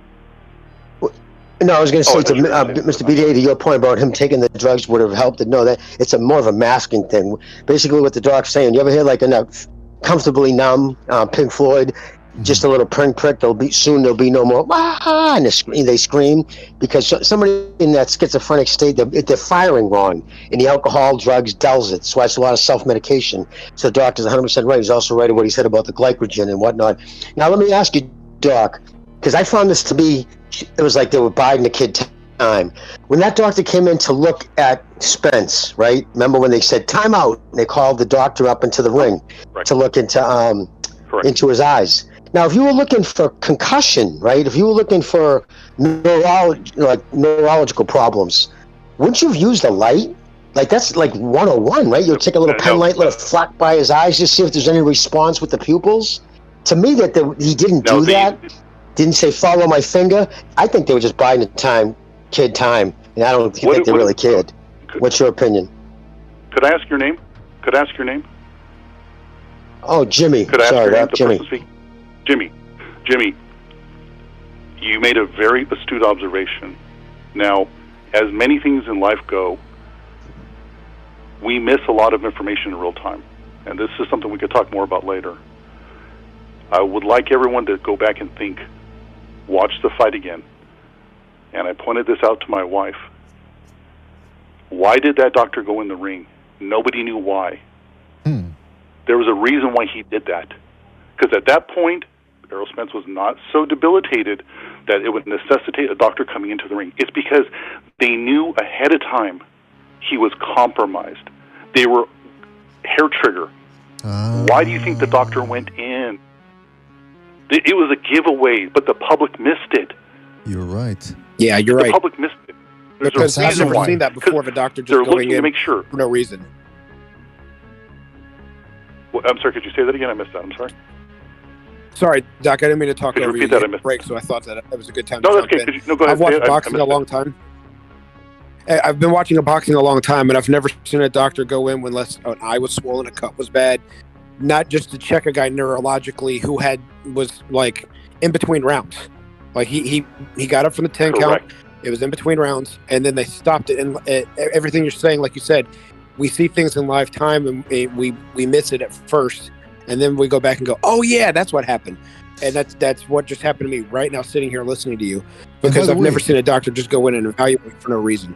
That's the thing, though. If we're talking about all the wrongdoing from Las Vegas and the Nevada State Athletic Commission, the doctor's supposed to operate outside the ropes, from outside the ropes. Like, he's not supposed to step into the ring. That the last time I saw that was Pacquiao Morales 1, when the doctor stepped into the ring to check Pacquiao's cut, and even Roy Jones said, "Hey, the referee's not supposed to do. I mean, the doctor's not supposed to step into the ring." So you're absolutely right. That's another red flag right there. Well, BDA, the only time they're allowed to do that if the ref is calling for it. If the ref calls for it, but here's the thing. We just had this recently. They stopped and everybody was all pissed about it. I forget who was fighting, and the doctor came in. If the ref wants the doctor to see you, he can't take away from your corner's time, meaning your 1 minute is with your corner. So to get an evaluation, he has to, ready, cling the belt to start, then instantly say timeout, and then he points to the doctor. And then, because that's on his time, so it has to be during, you know what I mean, not during that minute. So it very seldom happens unless there's been a severe beating. But that's the reason why they call it and, start the round, stop it, and have him look, because they can't take away from the corners 1 minute. I'm done. And Jimmy made a very good point. What would the message have been if the doctor had pulled out a pen light and started doing a visual tracking exam on him? What would have people thought? Everyone would have realized there's something wrong here. Yep. Yeah. But if he steps into the ring and grabs the gloves and says, "How are you doing? Are you okay? You okay?" It doesn't grab your attention as much. So yes. Now, let me ask you this: in hindsight, well, you know that. Dr. 805, in hindsight, one of the big points of contention going to this fight was, could Spence take Crawford's punch? And we were talking about the 2 times in which Spence's mouthpiece fell off. Once in the Danny Garcia fight, and then in the Ugas fight, which nearly cost him when he got hit and should have been a knockdown because the ropes held him up. In hindsight, was that one of the things that you looked at that was worrisome? Like, whoa, why is this guy looking down? Or was that just a mistake on his part? No. You go back and you look at those 2 fights. That's why I brought those up in passing. That was a distinct change in his demeanor. Everyone has noticed it. Everyone has commented on that. But they just didn't understand what was the cause behind it. It's because his reaction time and his ability to focus and stay present is different now. So instead of, protecting yourself, how many fighters have we seen where the mouthpiece comes out and they still fight because they're protecting themselves? Mm-hmm. He literally disconnected, started looking for his mouthpiece because he was out of the moment. And that just comes down to, if you've ever worked with people with dementia, they get so easily distracted that they will literally just, in a millisecond, redirect, and they're gone somewhere else mentally. And that's what I saw with Errol Spence. Wait a minute, I get distracted easily all the time. Don't tell me I got dementia. Tell me it's ADD, man. Tell me it's ADD. Well, believe it or not, you start to exhibit signs of neurological decline by your late 20s. It's just the only reason why people don't see this more is that people tend to do the same things over and over again in their life. That's why a good neurological assessment to identify somebody with signs of early dementia, what they do is they perform a battery of tests that take a person out of their comfort zone. They're having them do things that they normally wouldn't do, whether it's basic arithmetic, if it's a visual spatial, and then that is how you can identify when something's wrong. That is why when you take many older people and they get hospitalized for any type of illness, you will find many cases of psychosis where they will literally become disoriented, start to exhibit signs of paranoia because they're accustomed to living in their house. The furniture. Just think of any older person you've ever known in your life, whether it's a grandmother, an aunt. You go into their home, and all of a sudden the home doesn't change. The furniture is in the same place for 20 years, and that's because the brain becomes on autopilot, and it just starts moving through life. So I know we're kind of a little off track here, but going back to Errol Spence, those are the things that I wanted to share, and I appreciate you guys taking my call, and I hope it led some deeper understanding of to what we were seeing. And I know people are waving pom-poms for Terrence Crawford. I get it, but all is not as it seems. Now wait a minute, you didn't call from the exam room, did you? There's not a patient with you there right now, or no? Okay. And by the way, one. No. Well, I don't know how you. So, and listening to that, it goes to show that you can have all the money in the world. You can be a millionaire, and you will still have people around you that don't give a hell about you. If you go and Google for the Errol Spence Crawford fight, and then Google Derek James apology. If you are a trainer and you trained your fighter for this moment, why do you got to apologize? It goes back to what that doctor said. They knew something else was wrong. Now let me answer some questions. Somebody said, I don't know who it was, and I don't want to say the wrong person, but somebody said, why was Mo 3 chasing Spence? Well, let's go here. If you go back to Mo 3 album, when he talk about Roy Lee, and he keeps saying, I know the nigga that funded for Roy Lee to die. I'm going to get him. That's who Mo 3 was talking about. And for a car to flip like that, only two things could have happened. Spence could have been trying to avoid Mo 3 and miscalculated that turn. And because you in a Ferrari and the Ferrari sits low, the front of the Ferrari could have hit that curb and flipped it, or somebody could have shot the tires out and the car could have flipped. But if you notice, when a Mo 3 was living, a lot of them wasn't around Earl like that. It wasn't until Mo 3 passed you start seeing Yellow Beezy, Trap Boy Freddy, and all them around Earl. So let's get out of that and let's get into our last story for the day. I'm not even happy to read this story. This story is sickening. And it goes like this. Exclusive: man who beat 2 babies to death, allegedly awaiting breast implants at California women's prison. I'm going to read that again. A man who beat 2 babies to death. A man who beat 2 babies to death, allegedly awaiting breast implants at California women's prison. First thing I want to ask is, why is a man at a California women's prison? Why a man that killed for that unalive 2 babies, why is he awaiting breast implants? So let's read. A sadistic man who beat 2 of his own infant children to death is now reportedly awaiting breast implants while at a woman's prison in California. Jessica Marie Hand, born Jason Michael Hand, began identifying as a woman in 2019. Hand was first arrested after the remains of his 10-week-old daughter, Montana, were discovered stuffed in a Tupperware container in Arkansas. The little girl's body was found in an advanced state of decomposing and had been abandoned on board an RV trailer once owned by Hand after the vehicle had been repossessed and sent to auction. The buyer of the RV discovered the body in February 2002 and called the police. Montana's corpse had been in the plastic tub for approximately 1 year before it was found, and it was later determined that the baby had died of a fractured skull. Because Hand's name had once been registered to the trailer, police were quickly able to connect him to the corpse. A multi-state manhunt was launched, and Hand was found living at a motel in Maine with his then partner, Chrissy Wernz.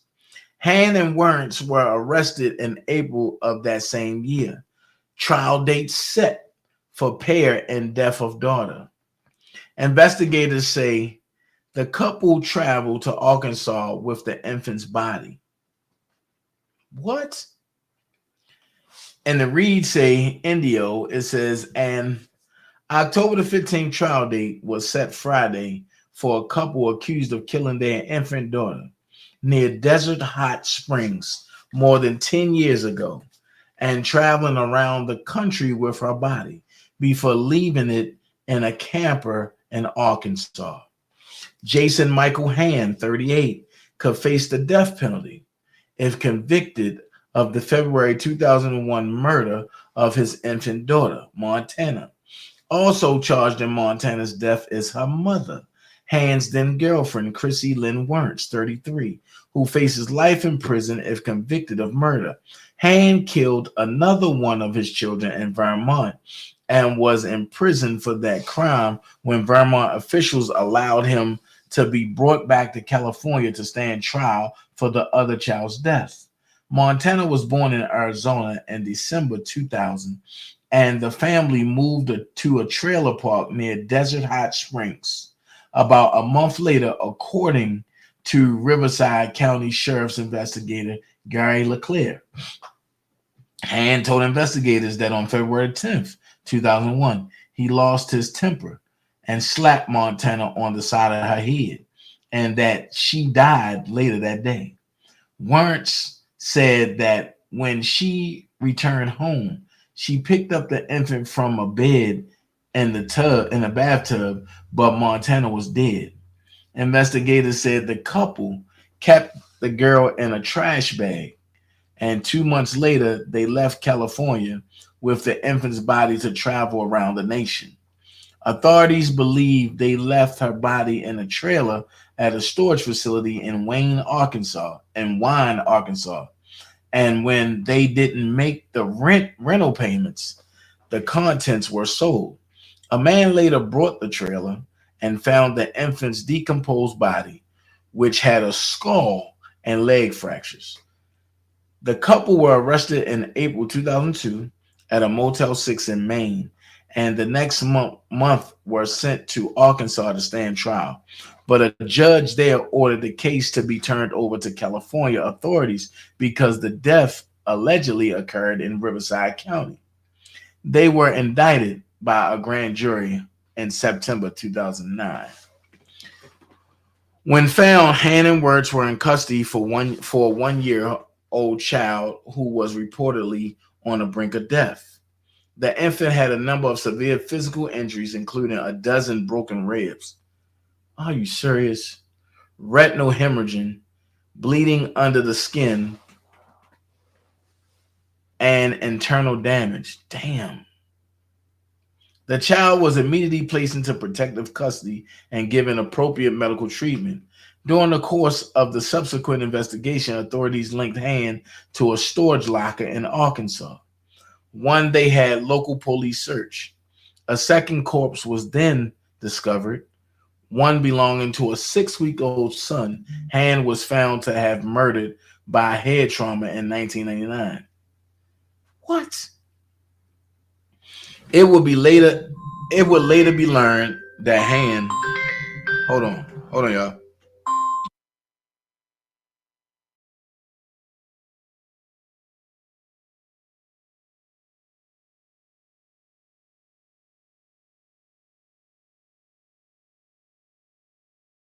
All right, here you go. It would be later learned that Han had kept and traveled with both of the corpses before finally storing them. In February of 2006, Han was sentenced to 27 to 30 years in prison in the case of his son's death, with his daughter's murder being tried separately.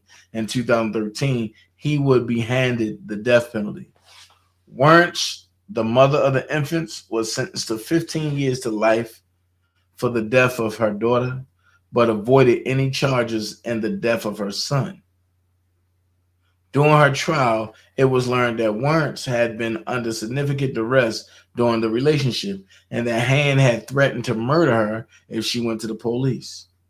Han was initially held on death row at San Quentin, a men's prison, while Wernz was sent to the Central California Women's Facility, CCWF.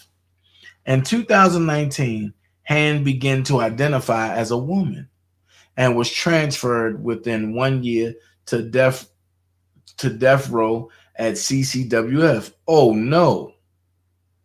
But after California Governor Gavin Newsom signed an executive order suspending the death penalty in the state and mandating a stay on execution for all inmates on death row.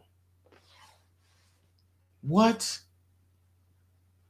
Han was allowed to move into the woman's general population after a cursory observation period. Fearing for her life, Wernz filed for an emergency transfer out of the institution and was granted a change in placement to the California Women's Facility just days before Han was turned loose. But now Han is reportedly awaiting a taxpayer-subsidized breast augmentation. Speaking to Redux on the case, incarcerated women's advocate Amy Achuka alleges Han was quietly moved into the medical unit at CCWF earlier this year. Achuka, founder of campaign group Women to Women, has been a vocal critic of gender self-identification policy and prison placement over Governor Newsom signed SB 132 into law in 2021. SB 132, the Transgender Respect, Agency, and Dignity Act, formally established the right of inmates to be housed on the basis of gender identity. What the heck? Since the act went into effect, 357 male inmates have requested transfer to a woman's prison. Oh my God, bro. This is crazy. According to Keep Prison's Single Sex USA, they had previously learned that 33.8% of the men seeking transfer to the female estate are known to be registered sex offenders. So they're going to go over there and start raping the women.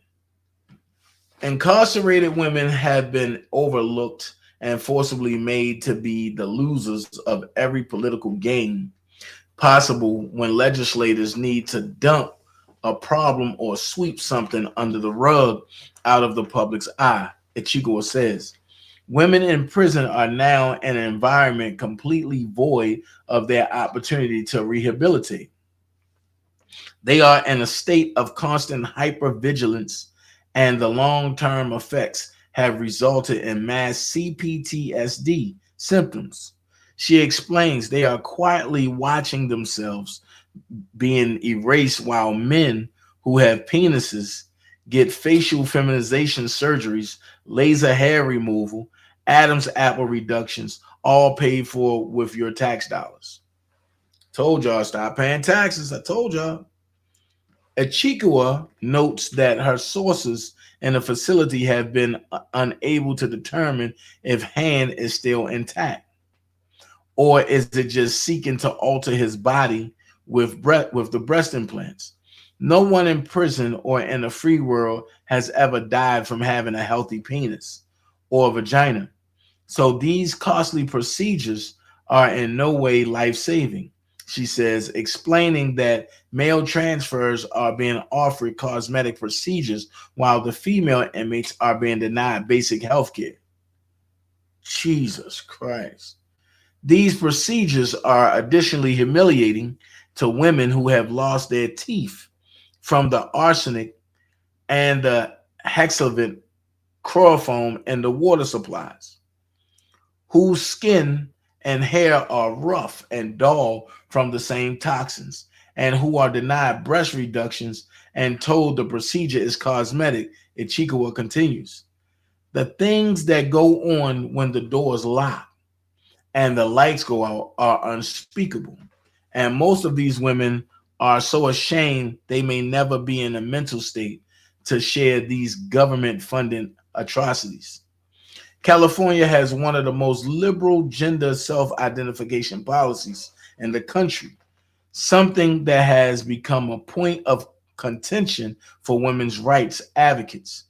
The California Department of Corrections and Rehabilitation has previously confirmed to Redux that prison transfer requests are based entirely off of a gender identity questionnaire that could be issued during reception or requested by the inmate at any time during their incarceration. Here you go right here. Reason for completion. Reception center intake requested by inmate. There you go. Wow. And here's the questionnaire.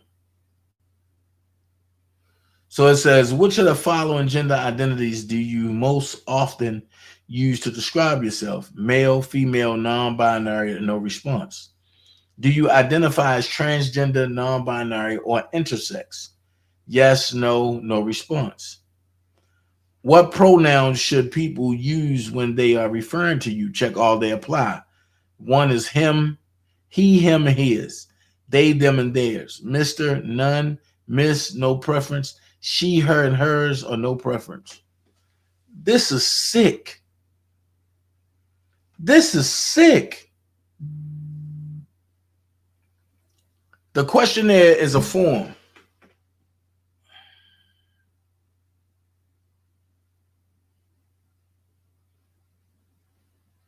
This is sick.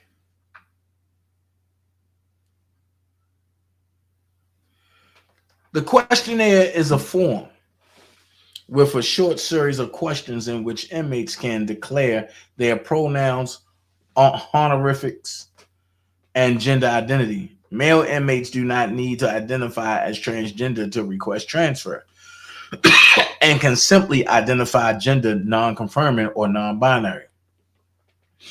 As previously reported by Redux, a pedophile convicted of molesting a 4-year-old girl had been moved to the California Institution for Women despite having been denied a gender and name change and still legally being a male. Incarcerated women in California who criticize the gender self-identification policy or complain about the conduct of male transfers have claimed they were subjected to punishment for speaking out. Speaking to Redux last year, inmate Sagal Sadiq described that an attempt to report a 6-foot-tall male inmate to prison authorities for sexual harassment resulted in Sadiq being placed in solitary confinement for an extended period of time. Redux is your source of pro-woman, pro-child, safeguard news and commentary. We are 100% independent. Support our mission. Okay. So what I'm getting out of this is that the government, especially in California, is running a transgender sex reform prison. But I want to hear from you. Call in 404-914-7986. I want to hear what you think. That's the call in number.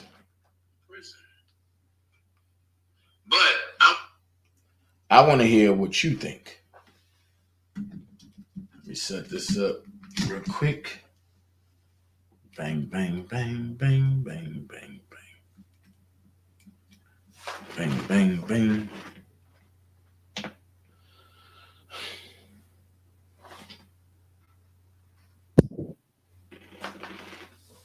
Two.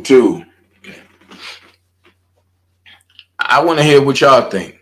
Call in 404-914-7986. I want to hear from you. 404-914-7986. Now y'all know how we do over here. We ain't gonna wait all day. We're gonna give y'all time to call in, and then we out. If nobody call in, we out. Let me see what y'all saying. Willie said, wow, that's crazy. D White said, shaking my head. Willie. That's effed up, real talk. Yeah. Everybody else speaking. Okay, cool. So call in. I want to hear what y'all think.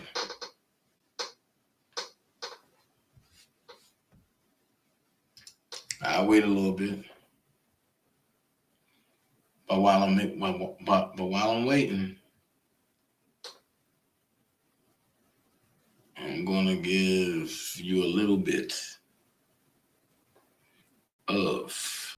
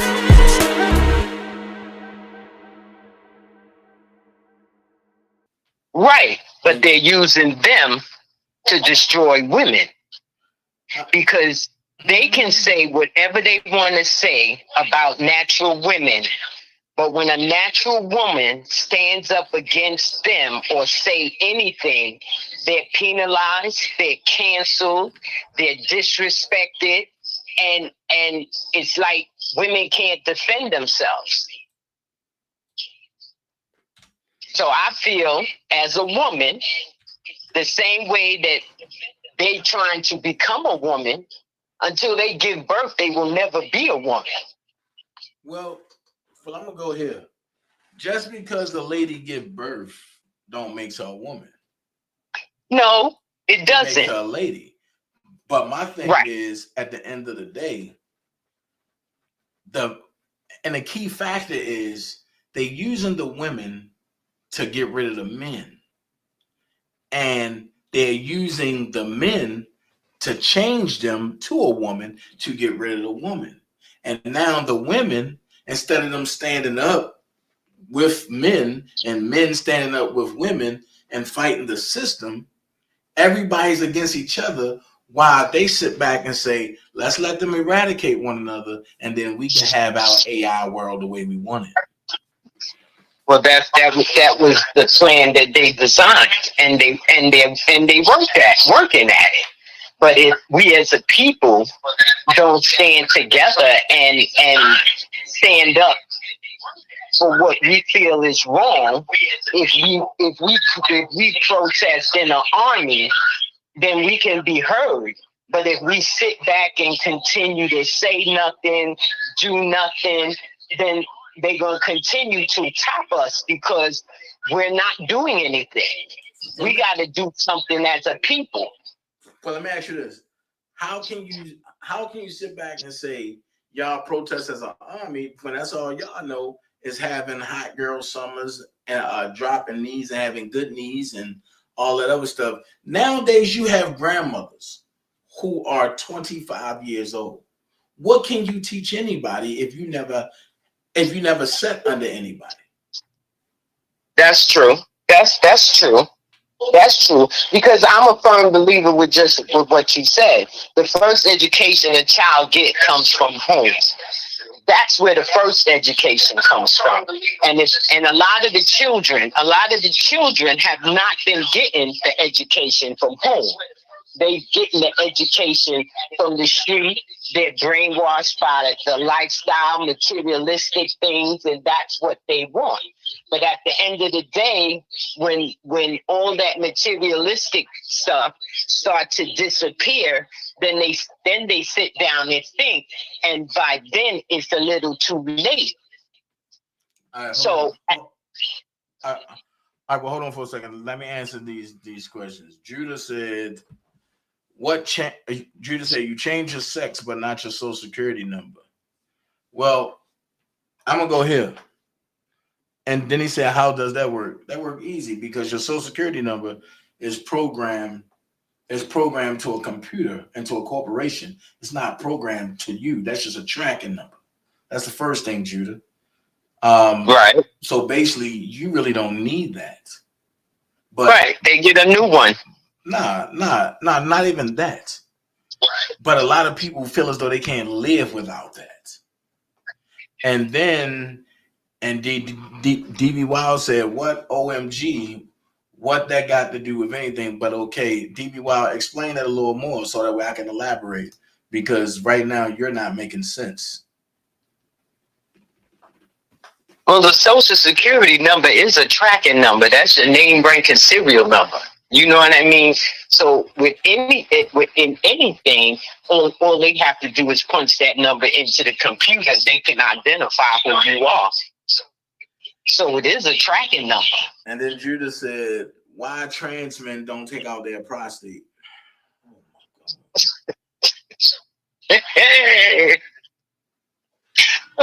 I'm going to say this. We as a race is so far behind. Yeah. The questions that I'm looking at, I'm just sitting up here. It's because they know who we are and what we can achieve, and the thing is to keep us from achieving it again. You know what I mean? But I mean, like it's hard. They're making it hard. They're making it harder. You understand? For us to advance, because now anybody that has anything, they're finding ways to take it, because they put them in position and they get to take it back. Once you don't do what they want done or say what they want you to say, you lose status. So let me ask you this. Why do you put yourself or allow yourself to be put in a position where you can be dictated to? Well, some people thirsty for money. Do you understand? Some people thirsty for money, position, power. That's what a lot of people do it for. Well, you know, but then when the backlash comes, then they're looking for their people to help them fight this battle because they was wronged. You know what I mean? Well, I'm actually same way with Kel sitting in jail for shit he didn't do. The main goal was for them to take his asset. That was the goal, to take everything he owned. That was the goal. Facts. And when I came out and said that, folks were like, "No, that's not true." Oh, okay, well, y'all go ahead and look at it. No, that's what it is. That's what it was. That's what it's been, to take everything he got, and they did that. And he's sitting in jail for shit he didn't do, and they don't give a fuck. Oh. They looking for the next victim.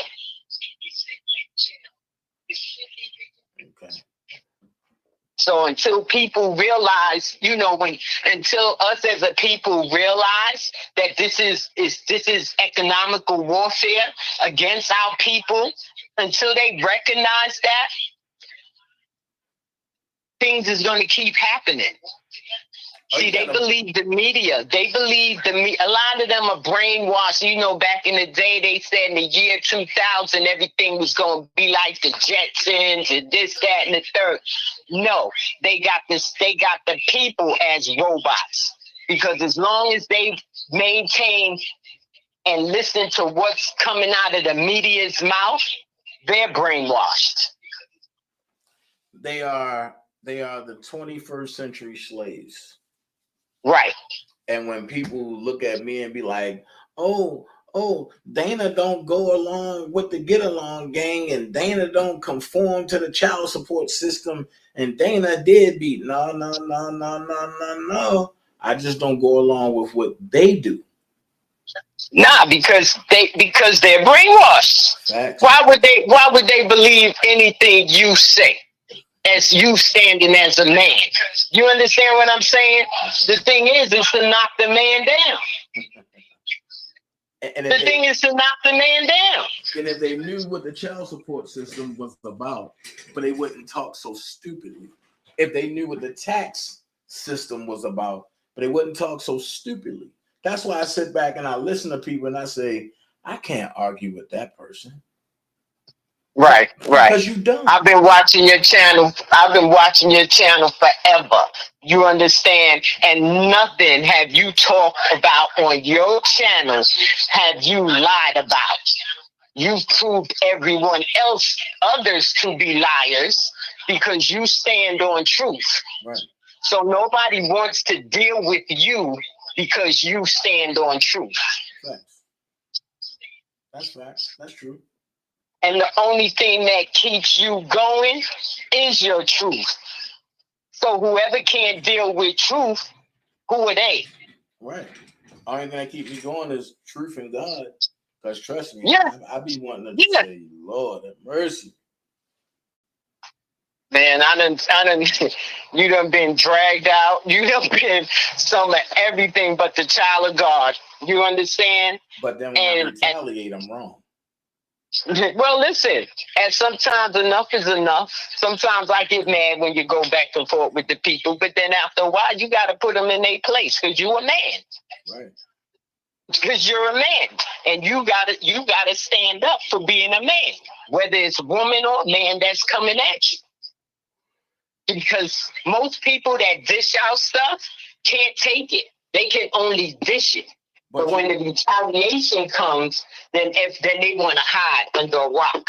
But you know what their favorite saying is? Oh, DanaJay only fight women. DanaJay disrespect women. DanaJay. But what about these same duck hunter ass women that come and disrespect me? Right. Well, that's going to turn the other cheek and continue getting disrespected. This is how they have women brainwashed. You understand? They want to demasculate men. So when you do what you do, whether it's man or woman, I say get their ass. Right. Because if they woman enough to come after you and say things and slander your name, then they should be man enough to take the retaliation. Right. And Judah, you absolutely right. I told y'all that 2 years ago. Judah just said, like you said before, all the real sex offenders going to use this transgender thing to get off on charges. Right. Yeah, they're going to get out of jail. They're going to get out of jail because Hollywood is nothing but pedophiles. There's no more Hollywood. Well, Hollywood. I said Hollywood. But I can't call it Hollywood because, you know, I'm SAG, so certain things I can say and certain things I can't say because the union don't play that. So, but listen, that's where it's all at. That's where it originated at. But they looking to pin it on. They use the black men to take the focus off of the pink people that's doing it. Well, when I look at people like The Rock, who I really admired from his career, from football to acting to wrestling, back to acting, it troubles me when he wants to silence Mel Gibson. That's why I was happy that Denzel came forward. I'm happy that Mark Wahlberg came forward. There's a lot more that need to come forward. Because maybe we can have a even playing ground for us actors. I'm glad the writers went on strike because now we all can be paid on a scale that people can work for or work with. Right. One thing I gotta tell folks, when we doing this acting thing, that's a job. Yes, it is. So just like any other job, it's a job. Yes. Right. So it's like just like some people go to work every day and they do their routine job. Us actors, we go to work every day, but our job ain't routine.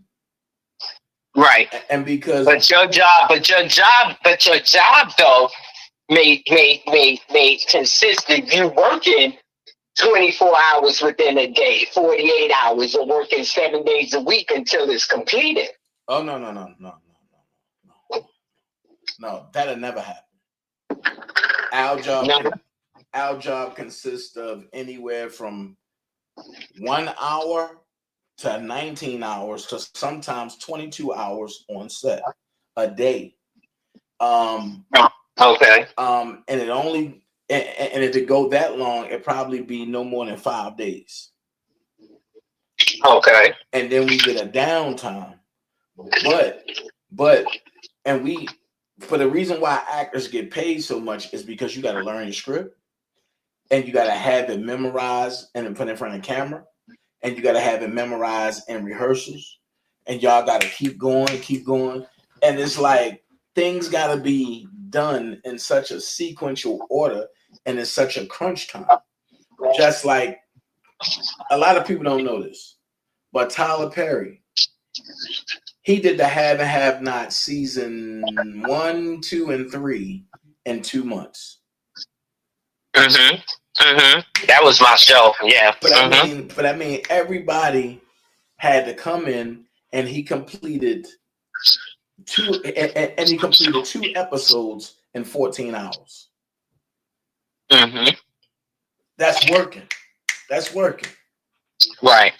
So it's like actors deserve to sit home for 6 months and get fat paychecks. And that's why everybody fight and for speaking roles. Right. But it's like when you used to living in California, let's just say, and you got a 2-bedroom apartment in one of the not so upscale places, that's $2,700. Right. Okay. Right. So what if your royalty check come in every 3 months and it's only 19 cents? Where's you getting the $2,700 from? Right. Right.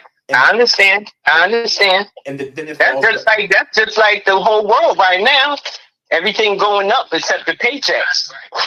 Well, here's the thing. And when people understand that your paycheck is not going to go up until you understand where your paycheck come from. Right. Everything I've been telling y'all from the beginning is starting to come back, and y'all going to see it. No, it's here.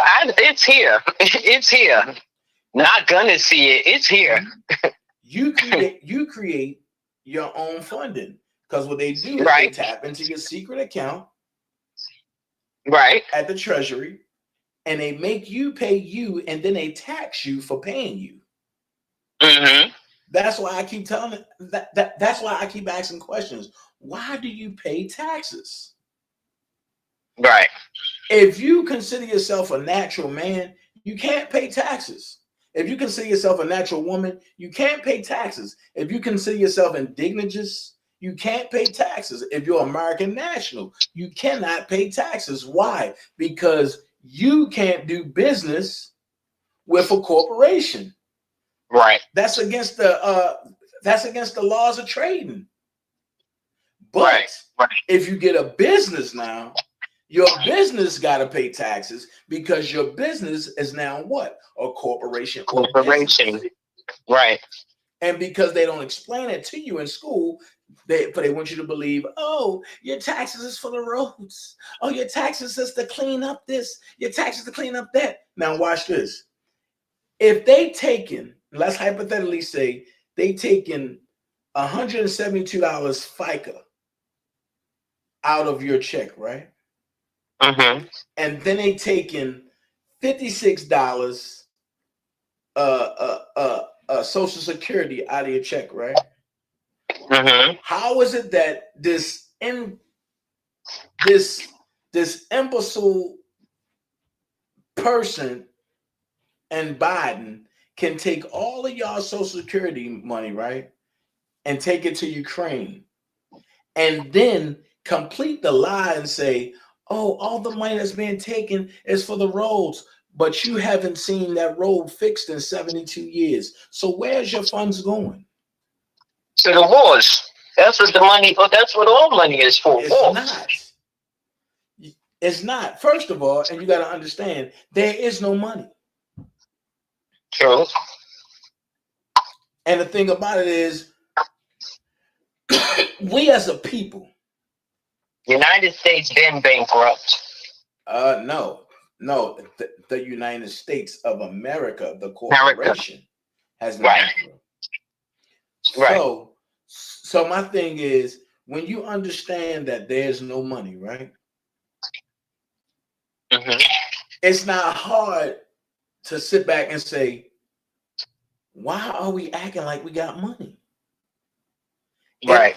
If you look at the dollar or the paper that you have in your wallet or whatever, it says this note is legal tender to settle all debts, public and private. That means it's a promissory note. And the only reason why it had value is because the government says it do, or you say it do. Right. So question, what happens, and it started happening already. So what happens when all of the world turns from the US dollar? Then what? What happens when the world turns? Say that again. What happens when the world turns from the US dollar? Then what? And the US is nothing but a third world country. Ask yourself this question. What makes that means the US went from been from a dominant country to a third world country. Ask yourself this question. This is a foreign country right now. It's been foreign. Yeah. It's been foreign. But let me ask you this question. And the question that I want to ask you this right here. What makes the US so powerful? That I don't know. The lie. Okay. What is the lie? That the US have money, right? Right. So how do you keep it going? You got to come up with a system that nobody else can come up with. And they turn to the Rothschilds to come up with it. And what is the system? The identity. Right. I guarantee you, if more mothers stop going to the hospitals to have their offspring and start having them home and get a midwife and then copy their offspring's name in a newspaper and run it for 14 days the way you're supposed to do, I guarantee you start seeing more doctors leave the country. Yeah, you're right. You're right. That's true, Judah. Another thing, for they saying that we came from Africa. I ain't come from no goddamn Africa. That's what they want people to believe. Africans can't stand black people. I didn't come from the Middle East. Let's keep it a buck, because that's where Africa is at. Africa is not on the South continent. Africa is in the Middle East. So, all right, Dana, but I gotta go to work right now. Okay. I'll probably call back in if you're still on when I get to work. All right, cool. All right. All right. Thanks, Miss Jennings, for calling. And anybody else want to call in? Call in 404-914-7986. And before I get up off here, my thing is this: you can't come from Africa when your descendants are Indian. And you can't say you come from an African tribe, right? When your roots are Blackfoot, Cherokee, and other Indian brothers and sisters. So what you're doing is you're stripping your true knowledge and your true heritage of who you are to give it to some people who don't even like you. And the reason why they don't like you is because they know you trying to strip them of who they are. It's called the martial cross. If they can get the true Indians to fight against the true Africans, their job is done.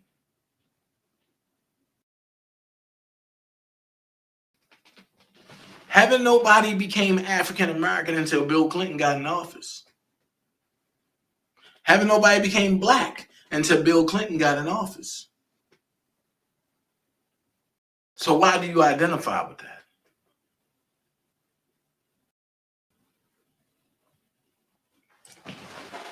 Things that make you go, something for you to think about. Y'all that's really into this politics stuff, holler at me on Rumble. I'm telling you, it's an eye opener. Until then, DanaJay out. Y'all be blessed. And to all your haters out there, understand this one thing from me. This is not the type of tea I want. It's over for you. This is not the type of tea I want. It's over for you.